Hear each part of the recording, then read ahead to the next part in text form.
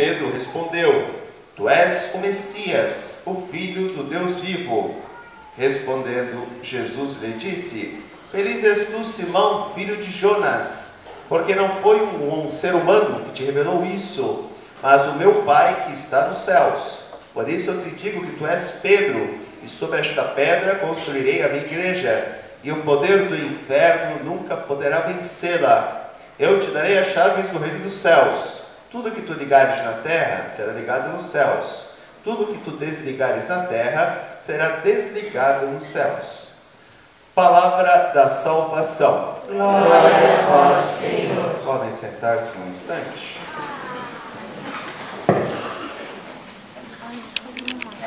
Pedro e Paulo, considerados pela tradição da igreja as colunas da fé, as colunas da igreja. Pedro, que vai colocar o seu ministério a favor dos judeus que se convertiam ao cristianismo. Paulo, que vai trabalhar com os pagãos, os gentios que também buscavam a fé em Jesus Cristo. Dois homens de fibra, dois homens de fé, dois homens que colocaram a sua vida pela causa do Evangelho, a serviço do Evangelho. Pedro, na primeira leitura, nos é relatado um episódio de sua vida. Pedro está na prisão e a comunidade cristã ora por ele sem cessar. Aqui nós podemos destacar algo muito importante, o poder da intercessão. A comunidade reza por aquele que tem necessidade. Ora porque está doente, ora porque está numa situação difícil. E Deus nunca fica surdo àqueles que rezam, que oram pelo que ele necessita. Ou seja, o nosso pedido nunca volta de Deus sem causar o efeito desejado. O poder da intercessão é enorme e deve ser exercido no meio da comunidade cristã. Pais devem orar também pelos seus filhos, os filhos devem orar pelos seus pais, porque este meio de oração, a intercessão, é algo importante e forte para a transformação da vida do ser humano. Deus sempre ouve as nossas orações, sempre. Então, Padre, porque muitas vezes quando eu peço algo, Ele não me concede, porque aquilo que você pediu provavelmente não seria algo bom para você, ou não é o momento para você receber aquilo que você necessita. Muitas vezes acontece isso, pedimos algo, não acontece naquele momento, esquecemos e depois acontece, e muitas vezes nós não nos damos conta de que aconteceu. Ou muitas vezes não acontece mesmo, porque esquecemos de uma coisa muito importante: Deus vê além, muito além, e nós não temos acesso a isso. Muitas vezes pedimos para que pessoas que são doentes ao nosso lado permaneçam, sarem, e muitas vezes já chegou o tempo delas partirem para Deus, e continuamos insistindo para que elas fiquem aqui, muitas vezes sofrendo o sentimento, muitas vezes egoísta, porque a pessoa está ali, está sofrendo, e nós pedimos a Deus que restitua a saúde dela, sabendo que muitas vezes isso não é possível mais, devido à própria degradação do corpo humano. Portanto, temos que ter muita prudência no que pedir a Deus. Um dia desse, uma paroquiana minha chegou para mim, numa confissão, posso dizer, porque vocês não conhecem quem é, né? E ela dizia o seguinte: Padre, eu pedi algo a Deus e me arrependi depois que aconteceu. Temos que ter muita prudência naquilo que vamos pedir a Deus, e não pedir no impulso, porque muitas vezes podemos nos arrepender daquilo que nós pedimos a Deus. A comunidade pedia por Pedro.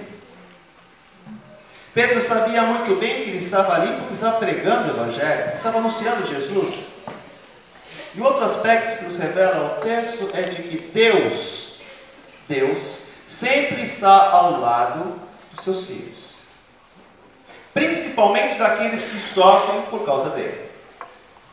Pedro está na prisão porque Herodes é um homem odiado pelo povo. O Herodes, o grande, não era nem judeu, era casado com uma judia, que era uma princesa judia. E ele sobe ao trono por influência de Roma. Portanto, o povo odiava Herodes.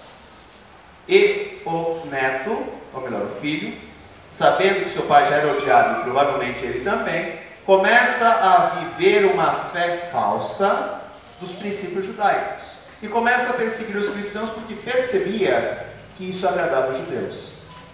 Por isso que Pedro vai para a prisão. Não porque Herodes estava preocupado com a pregação, né, de uma nova mensagem no meio do povo. Ele não estava nem aí para isso. Era toda uma questão política. Herodes queria ser aceito pelo povo. E o melhor meio era perseguir os cristãos, porque os judeus não gostavam dos cristãos. Os judeus achavam que os cristãos eram uma dissidência da religião judaica. Por isso que Pedro vai para a prisão. E a mensagem que o autor sagrado quer nos transmitir é justamente que Deus está sempre do lado daqueles que sofrem, principalmente daqueles que sofrem por causa do seu evangelho. A mesma situação que Paulo viveu. Segundo a tradição, a carta de Timóteo nasce na prisão. Paulo percebe que já está chegando no final dos seus dias. Tanto que ele vai dizer: combati o bom combate, perseverei na fé. E depois de um tempo, realmente ele será decapitado em Roma, provavelmente no ano 64. Paulo em 64 e Pedro, se não me engano, em 67 crucificado. Mais ou menos essas datas. Nós não temos certeza absoluta, né? E Paulo também sofre por causa do Evangelho. Paulo sofreu muito, muito mesmo. E ele, em um dos escritos, vai justamente apresentar isso. 3 vezes fui chicoteado, 39 vezes menos 1.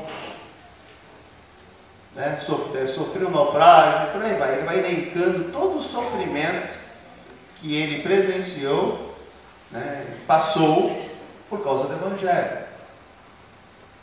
Temos que entender que ser cristão no mundo de hoje, naquela época já era difícil, e hoje muito mais, porque as tentações são muitas, para que nós abandonemos a nossa fé, para que nós abandonemos Deus.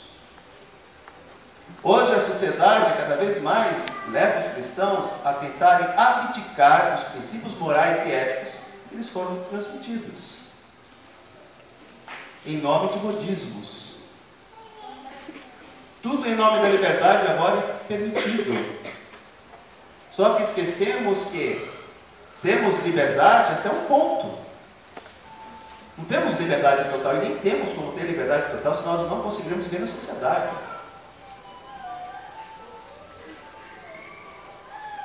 O Evangelho nos mostra um pouco disso. Primeiro, Pedro reconhece Jesus como Messias. Certo? É isso mesmo? Sim ou não? Sim. Depende de qual Messias nós estamos falando. Porque na continuação do texto, Jesus vai dizer: que bom, vocês entenderam então que eu tenho que ir para Jerusalém, vou ser lá crucificado, vou morrer, mas irei ressuscitar. E o mesmo Pedro vai dizer: não, isso não te aconteça não. Imagina, morrer. E aí Jesus vai dizer o que para ele? Alguém lembra? Não, isso aí é depois. O que Jesus vai falar para Pedro? Afasta-te de mim, Satanás, porque os teus pensamentos são os pensamentos dos homens e não os pensamentos de Deus. Aqui entra uma questão muito prática. Pedro tem uma visão de Messias. O Messias da casa de Davi, o Messias guerreiro, o Messias general, o Messias que vai fazer com que o povo fique ao seu redor, em torno dele, e expulse os invasores do território de Israel. Ou seja, o Messias que foi Davi, que unificou o país e expulsou os invasores, e criou uma dinastia. O povo de Israel esperava esse Messias. Por isso que eles não conseguem ver em Jesus o Messias. Porque o Messias que eles esperam é totalmente diferente do Messias que é apresentado, Jesus. Portanto, quando Pedro reconhece em Jesus o Messias, ele está falando desse Messias, do Messias da casa de Davi. Porque não sejamos inocentes, os discípulos vão se unir a Jesus com segundas intenções. Depois de todo o processo é que a ficha ou o crédito vai cair, né? Até então não. Para vocês terem ideia, os discípulos não tinham a real visão de quem Jesus era. Eles não imaginavam nunca que Deus, encarnado no ser humano, comia com eles, dormia ao lado deles, pregava para eles, fazia todos os sinais ao lado deles. Eles só vão entender quem Jesus era de fato quando? Eu já falei isso aqui. Quando? Na ressurreição, gente. É somente na ressurreição que eles vão entender quem Jesus era de fato. Jesus era o Messias, Pedro aceitou, só que não era o Messias que Pedro esperava. Jesus é o Messias de Isaías, o servo sofredor, aquele que dá a vida pelo povo. Duas concepções de Messias totalmente diferentes. Portanto, Pedro, e no primeiro momento Jesus entende, ou espera entender, que Pedro realmente tem entendido o real significado da sua missão. Tanto que ele vai dizer: feliz és tu, Simão, filho de Jonas, porque não foi um ser humano que te revelou isso, mas o meu Pai que está nos céus. Quer dizer, Pedro marca um gol de placa. Depois ele vai lá e faz um gol contra. Não, você não pode morrer. Nós abandonamos tudo por sua causa. Que história é essa de Jerusalém morrer? Não, não tem cabimento isso. Aí Jesus percebe que Pedro não entendeu nada. E aí ele vai dizer, na verdade a tradução está um pouco correta. Ele vai falar, faça-te de mim, Satanás, mas ele vai dizer, coloca-te atrás de mim como meu discípulo. Para de ter essa visão humana, essa visão mundana, e se coloca como meu discípulo.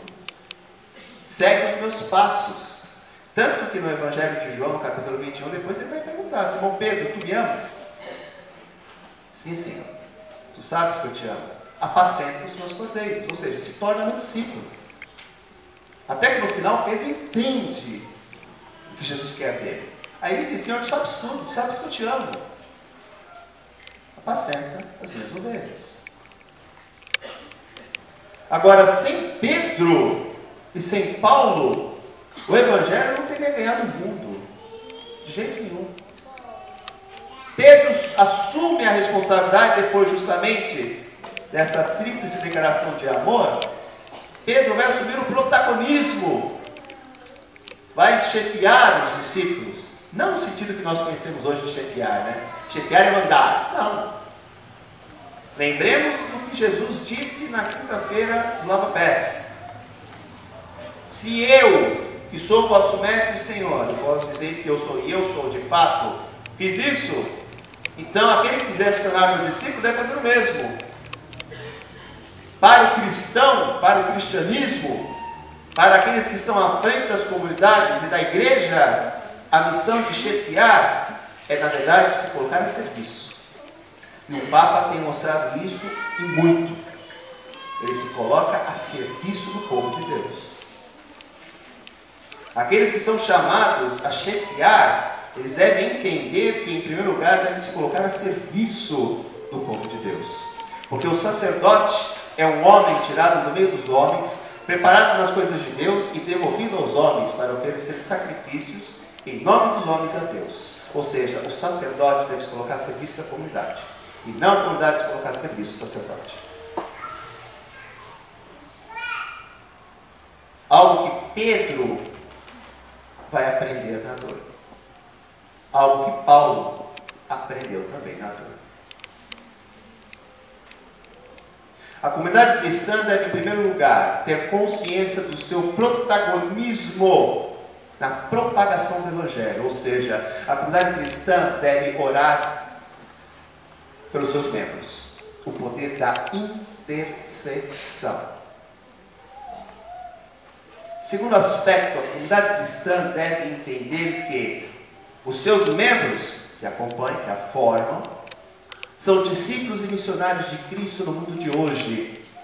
E que, quando eles se colocam a serviço desse evangelho, eles vão enfrentar dificuldades, muitas vezes vão ser chamados de bobo, de bitolados, de caretas, mas que eles estão fazendo a coisa certa. Hoje os valores se inverteram. O que é errado, o que era errado agora é certo.